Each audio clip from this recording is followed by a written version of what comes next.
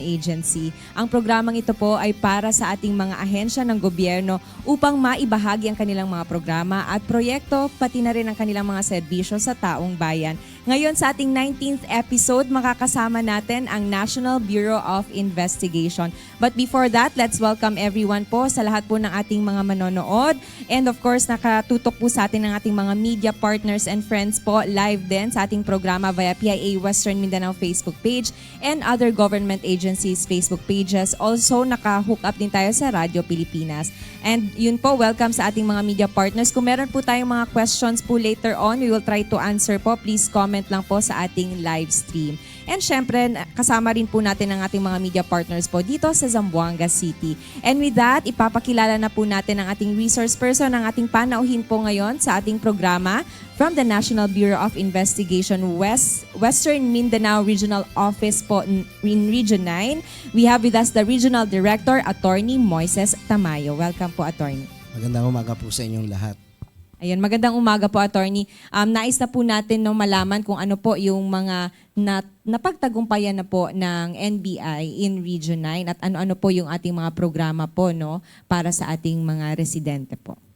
Bago ang lahat, gusto ko sanang batiin kayo sa kinatawan ng Philippine Information Agency sa ilalim ng Presidential Communications Office, Office of the President, kasama ang mga media, taga-subaybay at mga taga-pakinig at mga kababayan. Magandang umaga po sa inyong lahat. Alam mo, May, ako'y natutuwa at ikinararangal ko na maging bahagi kami ng PIA sa kanilang continuous rollout nitong ang bagong Pilipinas program na pinangungunahan ng ating mahal na presidenteng Ferdinand Romualdez Marcos.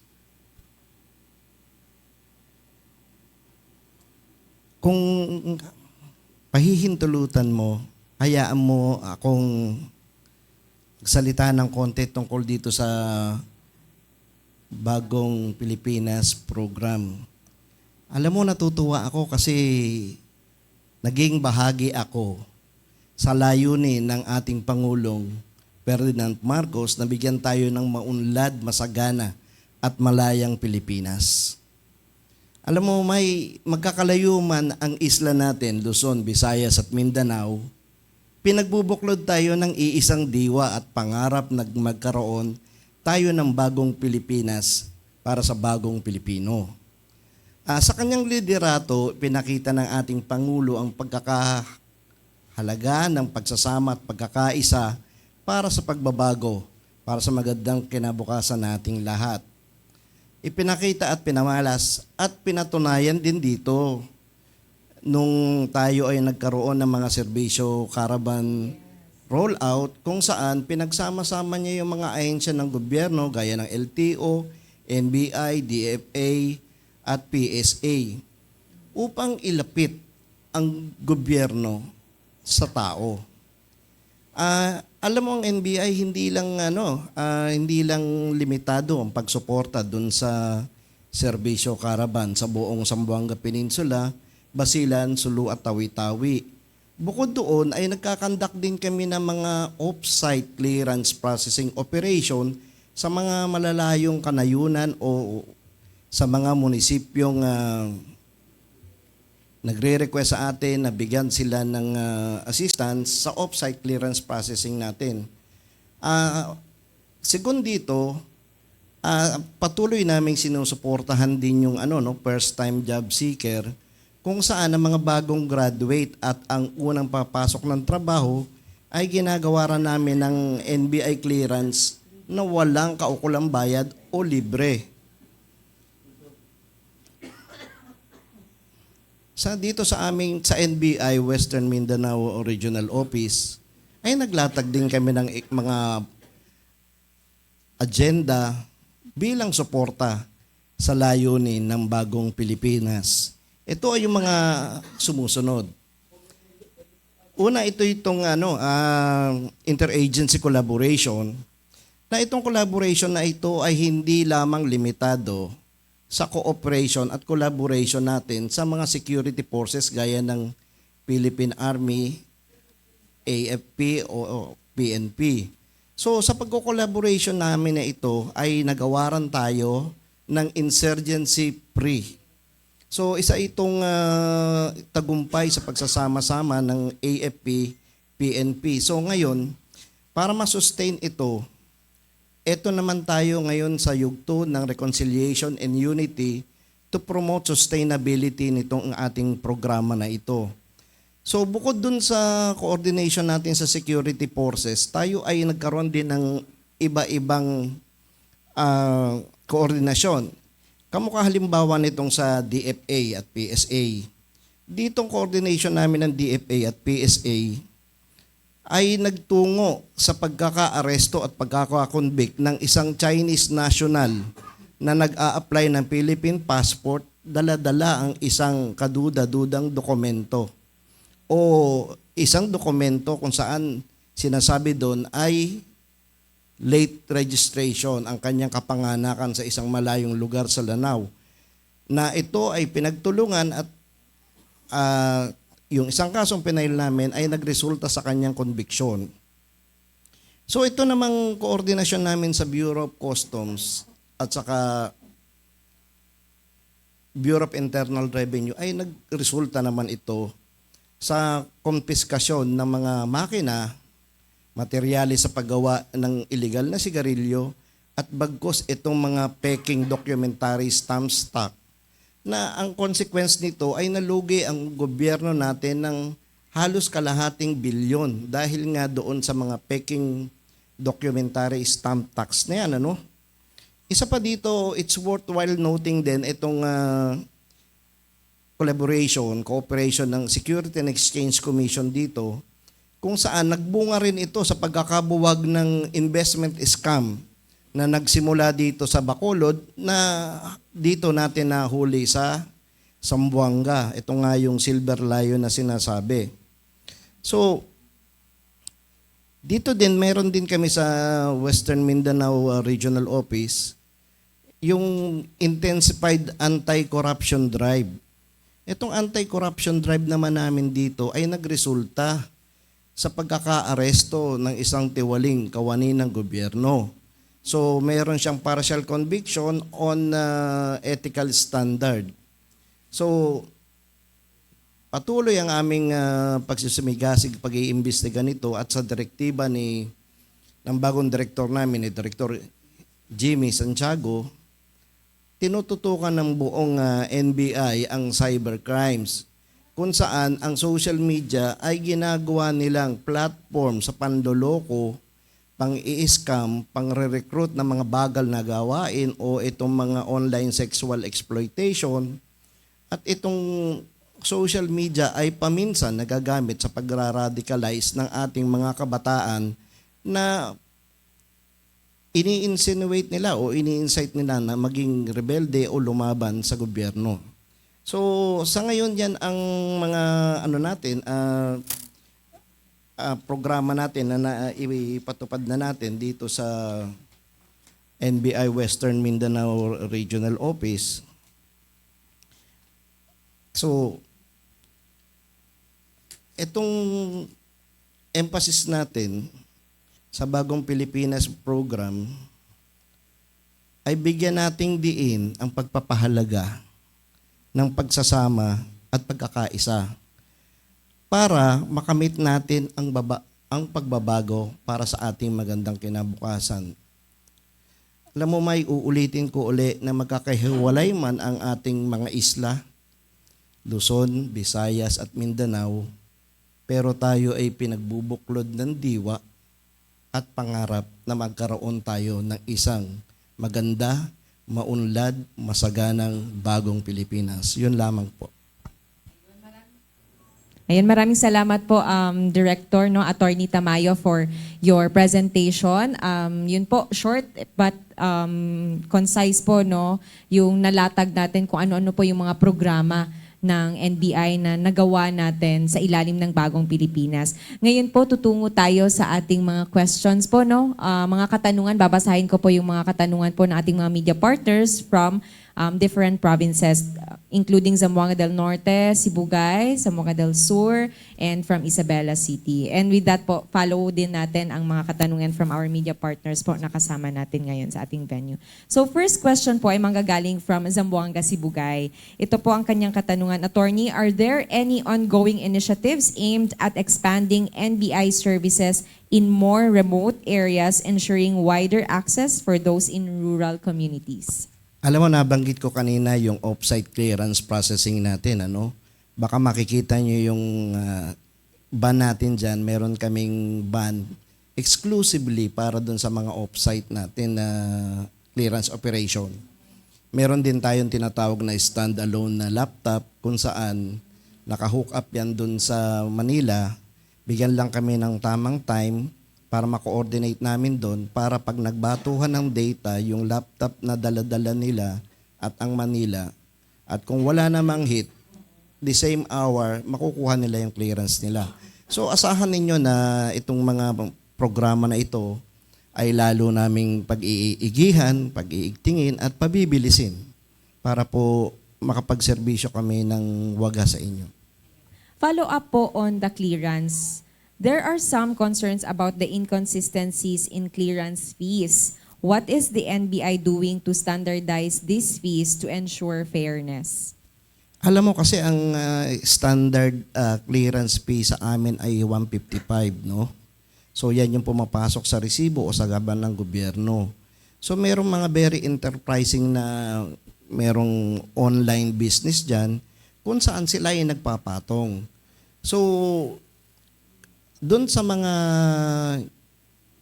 kababayan natin na hindi techie o hindi marunong gumamit ng o wala silang Android phone, so pwede naman silang pumunta dito sa amin o sa ibang mga district offices o satellite office namin, magpa-assist lang doon sa para yung on top ng 155 ay maalis na. Kasi nga, iniiwasan natin to Gusto nga natin maging maunlad, hindi pabigat. So, hanggat maaari, maalis namin yung on top sa 155 So, kung mamarapatin ninyo at lumapit lang kayo sa mga empleyado natin, sila naman po ay may proper identification at ID na pwede nyong lapitan. Huwag po yung sa labas ng NBI na magsasabi ng ganito na online, kasi po kayo ay matataga at magbabayad kayo ng higit pa dun sa takda. Salamat po, RD, for the clarification. Next question naman po from Zamboanga del Sur. This is from Sir Manny Maulana po of DXID-FM, Pagadian. Update lang po, ilang solved cases at ongoing na po ang nakabinbin under NBI in Region 9? At present po, mayroon kaming caseload inventory dito sa region at saka district offices natin dyan. So, as of the moment, hindi pa ho sa akin nasasubmit yung updated list. So meron kasi mga na-file na kamukha nung mga nang loloko na meron daw po silang mga pag-aari na binibentang mga lupa. Yung pala ay wala naman silang tunay na may-ari at wala ring clearance sa DSUD. So ito yung mga na-file na recently na aming pambabawasin dun sa aming caseload dito sa Zamboanga. So yung with regards sa Dipolog, sa Pagadian, yung tabulation nila o yung tally sheet nila is yet to come pa. Salamat po. Next question naman po, kung sakaling may nagpapanggap ng NBI, saan po nila ipapaabot ang kanilang sumbong? Pagkatapos nitong programa na to, ibibigay namin dito sa Philippine Information Agency o sa PIA yung aming official email kung saan pwede nyong iparating ang inyong mga may concern, at kung sa tingin nyo naman yan ay confidential, umaasa po kayo na hindi po mailalabas kung sino po yung nagparating ng mga ganyang mga concern. Ayan, salamat po. Next question still from Zamboanga del Sur pa rin. Sa mga biktima po ng mga investment scam or else may middleman na namimilit sa pag-convince sa pag-invest, may pag-asa po ba silang mabayaran? Dahil mayroon pong iba sa ngayon na mga biktima ang nagbabayad pa rin sa kanilang utang dahil sa kanilang na-invest. At kung sakaling mayroong pag-asa, mababayaran, paano po nila gagawin ito or especially po doon sa mga may middleman? Alam mo, unang-una, ang NBI ay walang karapatang mag-instruct na bayaran ang mga naloko, no? So, ang pwede naming isuggest dyan ay pumunta dito sa amin, mag-file ng complaint, at siyang aming idudulog sa fiscal's office. At pag nakita nila doon na merong reasonable certainty of conviction, ito ay elevate sa court kung saan ihaharap ang kanilang karapatan at yung mga naloko sa kanila ay baka posibleng ma-restitute kung itong taong concern ay mahuli o masasakdal natin.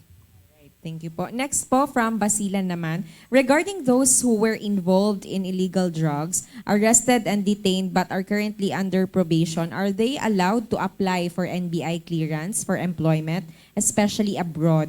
Are there any special consideration or restrictions in place for these individuals?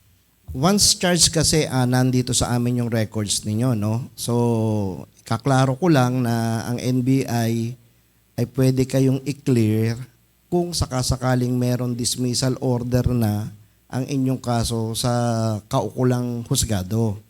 So, kung yan po ay pending pa o hindi nyo pa natatapos yung probation nyo, tapusin na muna po natin dito at pumunta kayo dito sa aming tanggapan. Dalhin nyo po yung dismissal order or completion ng probation ninyo. At kayo ay malugod namin tutulungan dito. Follow up po dyan. The government has launched amnesty program for former rebels. When granted with amnesty, these individuals will regain their freedom. What is your thought on this? Does it affect the efforts of NBI? Alam mo kasi dito, it's been a series of meeting. There have been a series of meeting on this, ano. So, meron tatlong sangay ang gobyerno, di ba?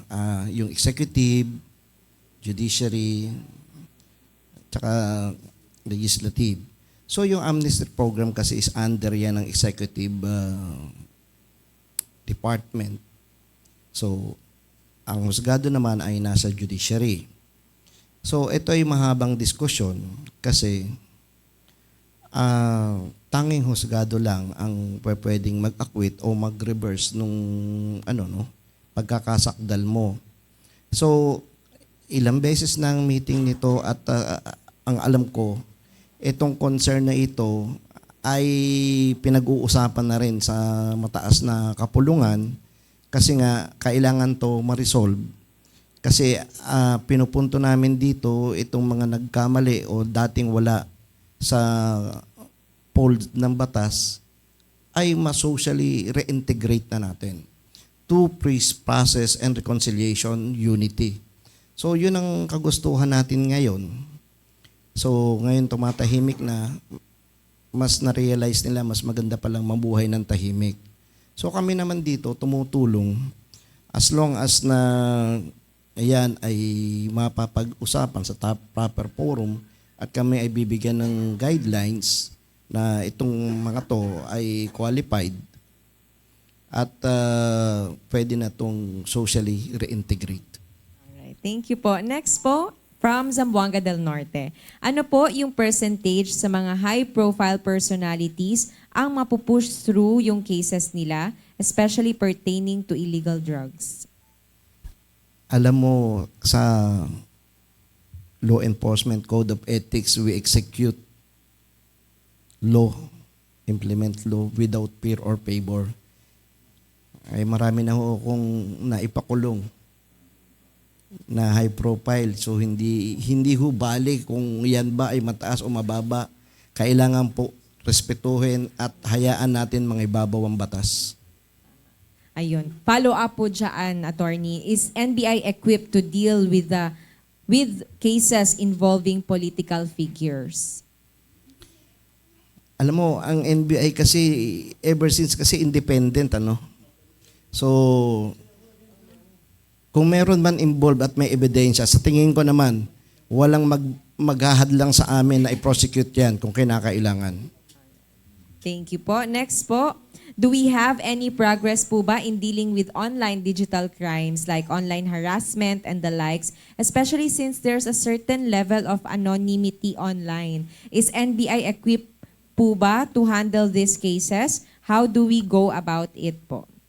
Alam mo, magandang tanong yan. Inaantay ko yung tanong na yan. So, ang NBI Cybercrime Division namin ay kasalukuyang namimili ng gamit at nagre-recruit ng mga ahente para i-address itong concern na ito. Dito na papunta ang trend ng krimen, itong cyber na ito. So, pinaghahandaan natin to. Lalo na itong deepfake na tinatawag at saka disinformation, lalo na itong dadating na mga eleksyon, mag-alalabasan to. Sa ngayon po, ang NBI ay naghahanda na ng kagamitan at mga tauhan para sa ganon ma-address natin itong concern na ito. Kasi ito na yung trend, doon na papunta ang krimen natin. So far po ba, ano po yung mga challenges natin when it comes to cyber crimes po? Unang-una, equipment kasi yung mga sindikato, mas maraming pera para bumili ng equipment. So, meron din mga legal boundary within which. So, meron itong mga cyber warrant na kailangan natin i-apply. So, yun ang mga legal boundary. Yun ang nakakapagpabagal. Ano? Hindi naman prostrate but nakakabagal ito sa pag-usad at pag-usig natin sa mga kasong ito. Alright. So ito po next question natin from Sir Jung Francisco of Mindanao News and Information. How has the NBI po addressed issues natin related to cybersecurity and online crimes in the region considering the growing threat of cybercrime? Medyo similar po, no? Sa So question alam mo, din. isa pa yan sa concern na yung wisdom at guidance ang binigay ni Director Santiago, no? Mag-focus tayo dyan sa cybersecurity kasi not long before, meron ng mga security breaches. Yung mga website ng ating mga national government agencies ay nahahack. So isa to sa mga pinaghahandaan at pinaghahandaan na tinaharap ng NBI ngayon kasi kailangan po na uuna tayo, hindi po tayo reactive. Dapat we stand that we be proactive rather than reactive. Pinaghahandaan na po namin ito ngayon. Alright. Follow up po, how does the NBI ensure naman po yung transparency and accountability in its operations, especially handling sensitive cases? Alam mo kasi sa law enforcement kasi mayroong mga need to know basis. Minsan nagpapaumanhin din ako sa mga media. Minsan meron kami mga impormasyon na hindi pa rin namin maibigay o ma-share sa inyo being pending pa rin yung investigation or remain classified. So, if ever naman na meron dadating yung punto na yun, so hindi po para namin ilabas yan at i-share sa iba. Kasi nga, merong Data Privacy Act na sinasabi sa atin na nire-respeto namin. So kami din, nagpapaumanhin din kami sa kasama natin sa media, minsan hindi rin namin masagot ng tahasan yung mga tinatanong nila. Kasi nga, hindi pa yan, pending pa. So, meron tayong mga insidente dyan, yung IAD incident. So, maaaring may magtatanong yan, pero we are not still at liberty to disclose. Considering that lately, nung isang araw lang nagkaroon ng meeting ng SITG, it is a concerted effort between the NBI, Philippine Army, and again with the Philippine National Police to look into this. So, yung mga ganung bagay po up to this point, inaalagaan namin at remain classified pa. Next po, may upcoming projects po ba yung NBI, initiatives po that will be launching soon, and paano po ito makaka-benefit sa ating community? Alam mo, kanina nagpasalamat ako na naging bahagi ako ng rollout nitong ang Bagong Pilipinas program. So, gusto namin makibahagi dito talaga, gaya ng sinasabi ko, iisang adhikain namin o natin ng Pangulo natin na magbigay ng maunlad, masagana at malayang Pilipinas. Asahan nyo po na kung meron ng programa ang NBI, ay sisiguraduhin namin na makikinabang po ang mamamayang Pilipino patungo sa bagong Pilipinas. Thank you po. Ito po mga katanungan po next is from a netizen po sa ating online viewer po. Pag kumukuha ng NBI clearance at na-hit, ilang days ang tinatagal bago ang pag-release nito? Bakit po matagal ang process? Alam mo kasi minsan ang nagkakaroon ng fiber leak, fiber break. Sorry, fiber break. So, kahapon nga lang, biglang-bigla nung biglang nag-fiber break buong Zamboanga City. So pag nagkaroon tayo ng fiber break dito sa Zamboanga City, hindi tayo makathrow. Hindi tayo makapagbato ng data papuntang Maynila. So kung hindi natin naibato doon, hindi rin tayo makakapag-process doon sa Manila. So nagkakatagal yon. But yung tagal natin doon sa hit ay ina-address na yan. So it's been going for quite some time, pero yan, ginagawa na ng paraan ngayon yan. Thank you po. Next po, follow up. What are the cases po that netizens can ask for NBI's assistance or under your jurisdiction? Lahat naman po kasi sinasabi nga po nila ay ang NBI ay premier investigative agency ng gobyerno natin. So, lahat naman po, kaya naman ho namin yan i-handle. Nga lang nga po, minsan po ay natatambakan kami dito ng mga naloloko online. So, nagdumadagsa po yung mga tao dito na hindi naman din namin maasikaso agad dahil sa dami po nila. So, kung meron man, kami huy humihingi na ng paumanhin, but makakasigurado po kayo ay i-assist namin sa concern ninyo. Ayan. Maraming salamat po. Ngayon, tutungo tayo sa mga katanungan natin from our media partners po. Nakasama natin ngayon dito sa ating venue from Zamboanga City. First, we have a question from Sir Regino De Los Santos of RPN. Yes, good morning, Attorney. So, ang aking katanungan tungkol sa NBI. So, ang NBI ba, lahat ba ng kaso pwede pasukin? At ano ang mandato ng NBI po? So, generally, yes. But we respect exclusivity as with regards sa enforcement ng customs and tariff code. So, may exclusivity sila as with regards sa smuggling.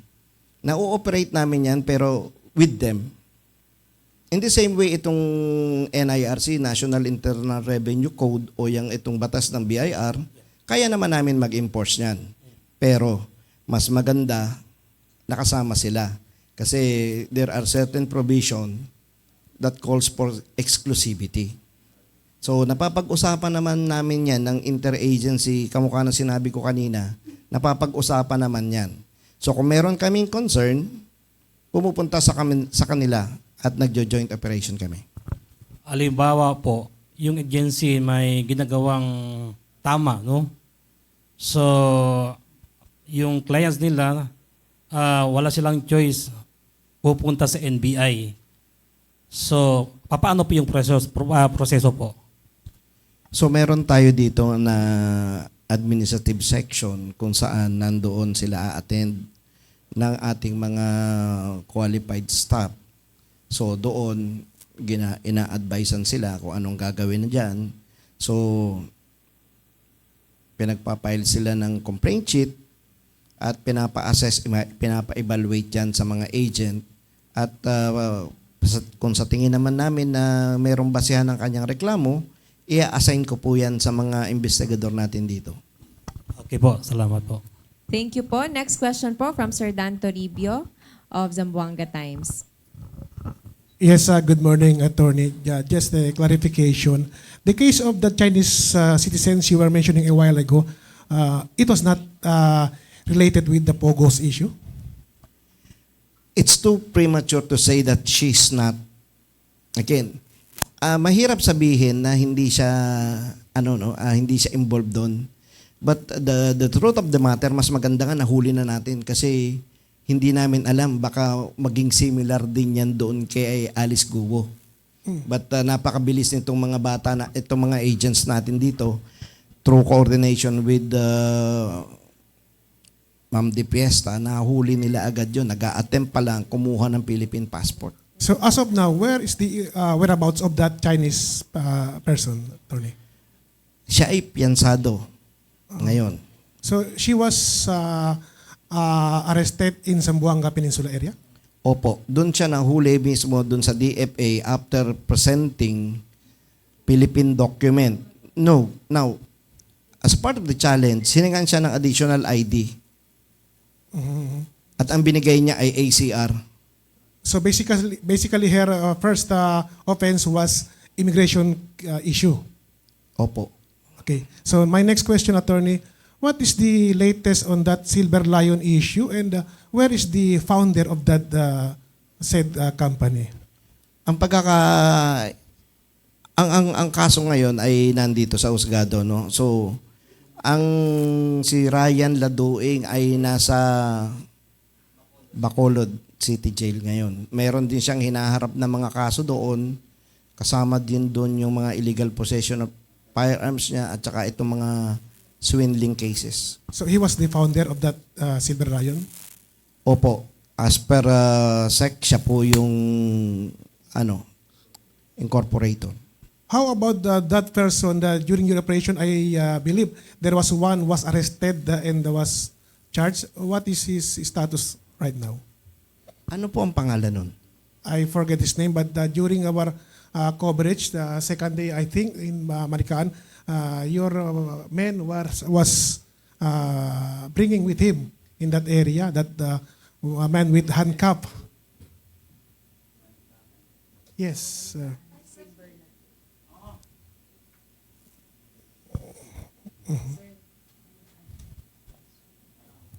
Sige po, I think we have the staff of the Attorney Moises to talk about it, answer the question. Okay, during the implementation of the search warrant duly issued by the courts of Zamboanga City, we raided Silver Lion.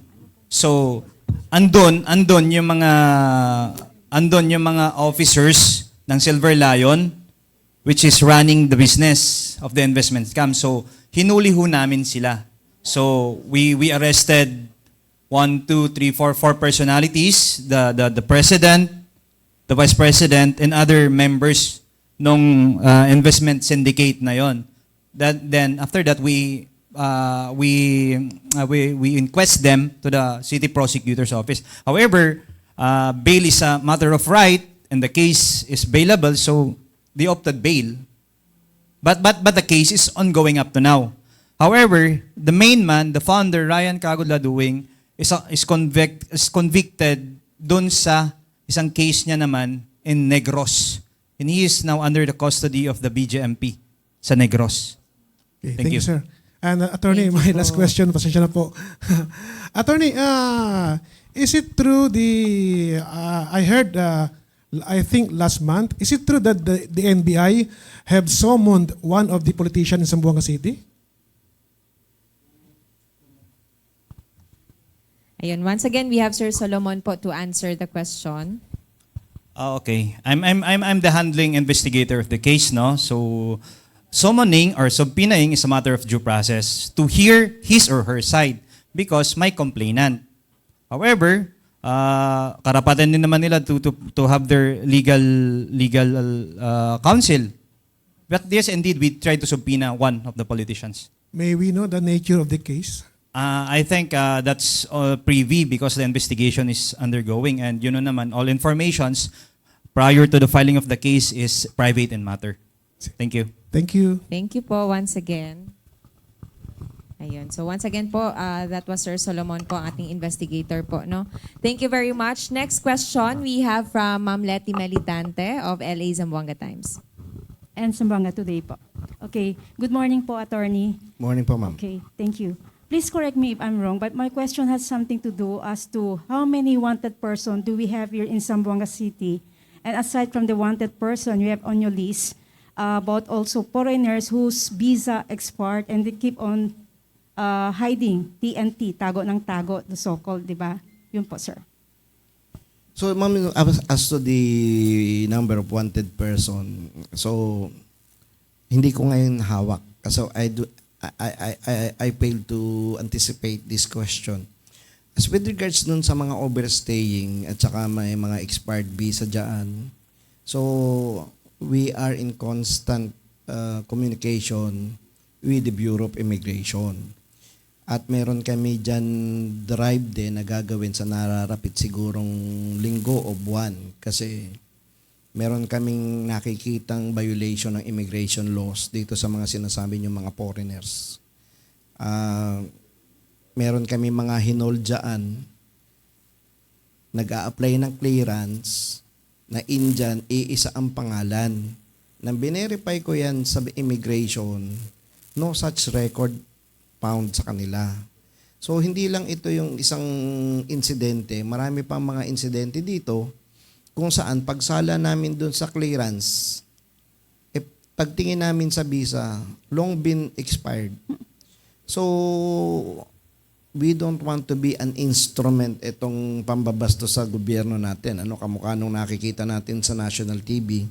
So dito pa lang sa NBI, pag nakita namin expired ang visa, we call the immigration, considering na may exclusivity din doon sa exercise ng immigration laws sa kanila. Kung hindi naman, ay inaano namin itong foreigner na i-renew niya yung visa kasi yun ang nararapat. But do we have on list how many of them? Alin po? Do we have on list as to how many of them? Marami po sila.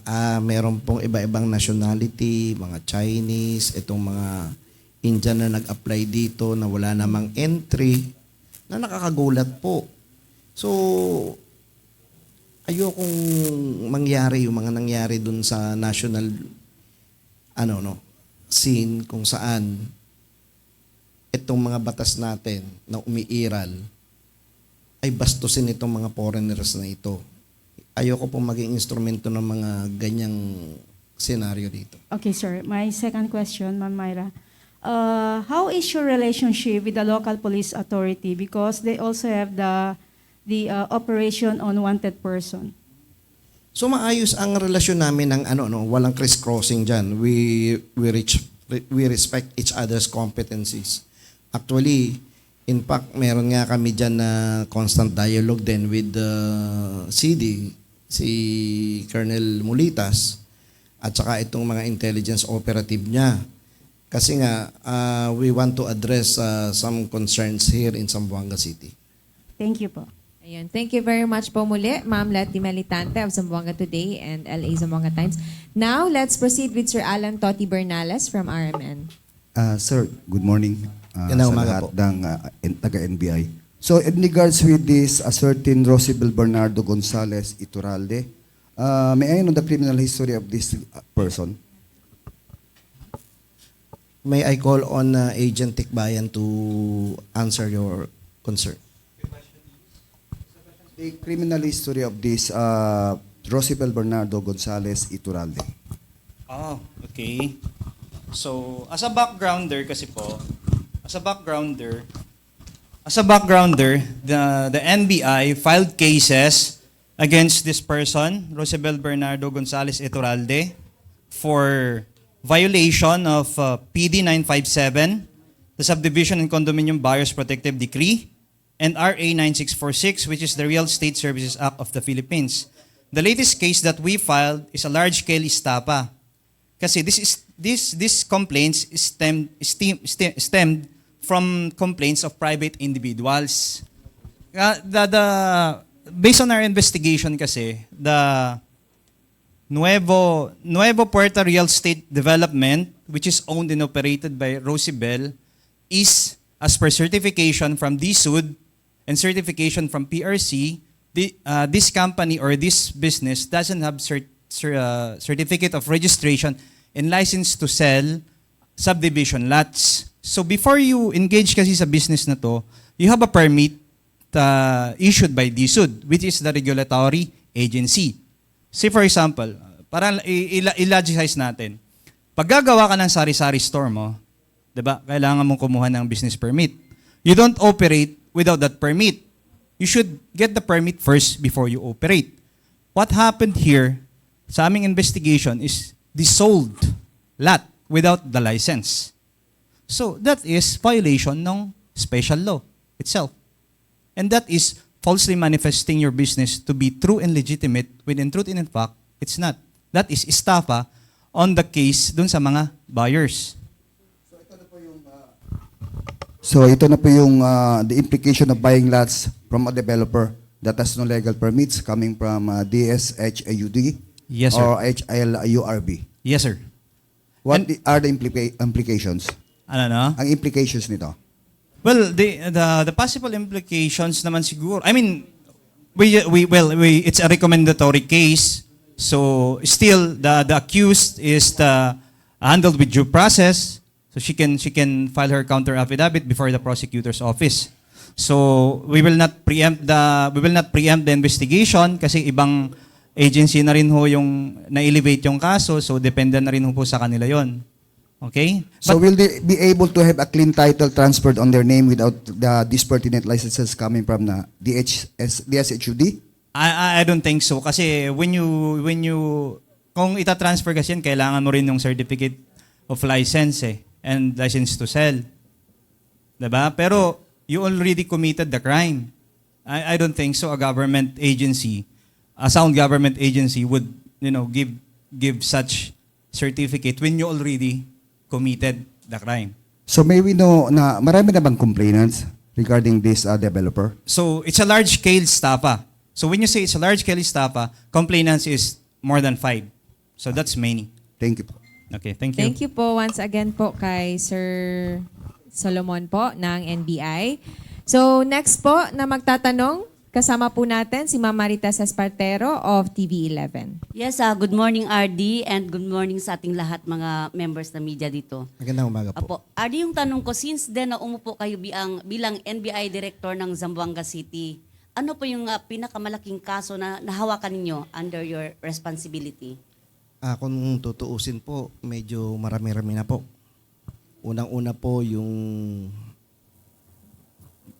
barilan po ng army at police sa Sulu. Unang-una po yung confiscation ng mga makina ng sigarilyo doon sa Zamboanga del Sur. Yung mga sigarilyo, mga materyales at yung 11 kahon po ng fake na documentary stamp tax ng BIR. So isa po yan sa mga malaking kaso na nahawakan ko dito nung ako po umupo. Kumusta po ang update ng mga kaso na yan, RD? So yung sa Sulu, nahuli na yung isa. So meron pa rin manhunt doon sa iba pang mga pulis na pinakawalan bago lumabas yung warrant of arrest laban sa kanila tungkol dito sa patayan na ito. Okay. So yung sa sigarilyo naman po, ang pagkakaalam ko po ay ongoing. Okay. Kailan po yung problema natin about sa sigarilyo? Kasi medyo maraming nagsasabi medyo mabagal daw yung natin conduct ng investigation under sa NBI. Alam mo ma'am, kasi ang smuggled cigarettes kasi reside with the exclusivity of the Bureau of Customs. So we just execute operation with them. So nasa sa kanila pa rin po ang pagdedetermine kung ito ay smuggle o hindi, considering its exclusivity. Okay. Last na yung question ko, RD. Medyo naging alarming dito sa Zamboanga City yung issue ng empleyado ng City Hall. 'Di ba dinala dito sa NBI yung kaso ng chupa-chup-chup. Oo, scandal. Opo. Yung scandal between the employee at saka Sa totoo lang ma'am, hindi nakarating dito yun eh. Oh, Hindi po nakarating dito yun. So, nagtataka nga ba kami bakit tungkol ata dun sa isang babae yun na in-upload yung malalaswang kilos? yes, opo. Kasi pagkakaalam namin itaas daw sa NBI, idalhin dito na pero sabi nyo Wala kayong natanggap na Wala kaso? po, wala po. Wala, po. di Wala po po. nag-complain dito direkta sa inyo. Wala po. Klaro, sige. Thank you po. Maraming salamat din po. Thank you po, Ma'am Tess. So, yun po, no? Thank you very much din sa ating mga questions. I think yun lamang po yung mga questions na ating from media po from Zamboanga City. But meron pa po tayong pahabol na question. This is from Zamboanga Sibugay po. Ang question niya po is, what steps po are being taken to ensure the swift resolution po of high-profile cases that involve government officials or influential figures? Alam mo, madali lang naman mag-imbestiga ng kaso at mag-prosecute kung kompleto ang ebidensya.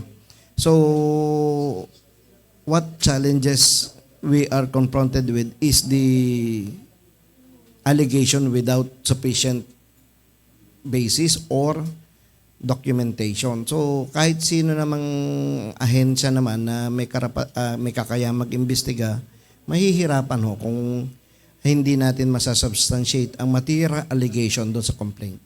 Okay. Thank you po. Follow up po, can you provide po update naman sa NBI's effort in investigating corruption cases involving misuse of public funds? So, paki-elevate nyo, mamaya ibibigay ko through PIA yung ano namin, ang official email address namin dito. Kung pwede, i-elevate nyo yun sa amin para ma-address yung concern. So, once na makita namin yan at pagtutulungan-tulungan namin dito, ma-substantiate yung allegation, makakuha ng mga dokumento para mabuo namin yung kaso. Follow up lang po regarding din doon sa katanungan ni Ma'am Tess na ano po ba yung kailangan po ba na naka-file talaga yung ating mga cases before po kumilos ang NBI? So without complaint, formal complaint, hindi po natin pakikialaman yung kaso. Hindi ganon. So under the amended Republic Act 157, the NBI can conduct investigation on its own. So, pero mas mabuti kung nandyan din yung mga kasamahan natin na mga argabyado na ang NBI kasi ay narito para ipagtanggol ang mga naaapi at takbuhan ng mga argabyado. So, mas mabuti kung sakasakali merong complainant pero kung nakita ng NBI na merong actionable wrong, kailangan po silang imbestigahan at managot sa batas natin. Last question na lamang po. What is the NBI doing to address po the increasing concerns about the illegal drugs in the peninsula? So, continuous monitoring kami dyan. Sa totoo lang, nakakagulat. Nakarating na pala dito yung Cebu. Cebu, ito yung mga shabu na nakabalot doon sa pambalot ng tsaa. So, yan ang tawag namin doon sa Maynila, itong mga shabu na nakabalot doon sa, nakakonceal doon sa tsaa daw. Pero pag biniyak mo, shabu ang laman. So, medyo nahihirapan kami dito kasi masyadong poros itong dagat natin. Sobrang laki. Puro dagat ito nakapaligid natin. Ako, humihingi ng tulong kung pwede. Hindi namin kaya ito mag-isa. So, kailangan namin ng tulong ng mamamayan o komunidad para masawata ito. Kasi very alarming din na magkaroon na ng ganito kalalaki at volume ng shabu dito. Thank you very much po sa pagsagot po ng ating mga katanungan mula sa ating mga media friends po and online viewers natin, Attorney Moises Tamayo. With that po, maaari po ba kami makahingi po ng inyong mensahe para sa publiko po and ang inyong forwarding message po or paalala rin po sa ating mga publiko na nanonood ngayon? Uulitin ko, ako'y nagpapasalamat ng marami at nabigyan nyo kami ng pagkakataon dito sa inyong continuous rollout ng Ang Bagong Pilipinas program. So, iisa lang naman ang sasabihin ko rito. Uulit-ulitin ko. Nagkakahiwalay man ang ating mga isla, Luzon, Visayas at Mindanao, pero tayo ay pinag-uugnay ng iisang diwa at pangarap na makamtan natin ang bagong Pilipinas. Maraming salamat po. Thank you po muli. And with that po, muli nagpapasalamat tayo sa ating panauhin ngayong araw from National Bureau of Investigation, the Regional Director po ng NBI in Western Mindanao Regional Office. We have Attorney Moises Tamayo. Maraming salamat po at Maraming salamat po. marami po tayong nakuhang mahalagang impormasyon po sa ating mga viewers, lalong-lalo na po sa ating mga media friends na parati pong sumusuporta po sa ating programang Kapihan sa Bagong Pilipinas. And muli, nagpapasalamat po tayo sa buong team din ng NBI and sa buong team ng PIA for making this 19th episode po natin possible ngayong araw. With that, maraming salamat po muli at sa ngalan po ng Presidential Communications Office Secretary Cesar Chavez and PIA Director General Jose Torres Jr. and PIA Regional Head Ms. Noemi Adaga. Ito si Myra Espinosa. See you po sa ating mga susunod pang kapihan sa Bagong Pilipinas kasama ang iba't ibang mga ahensya ng gobyerno. Muchísimas gracias.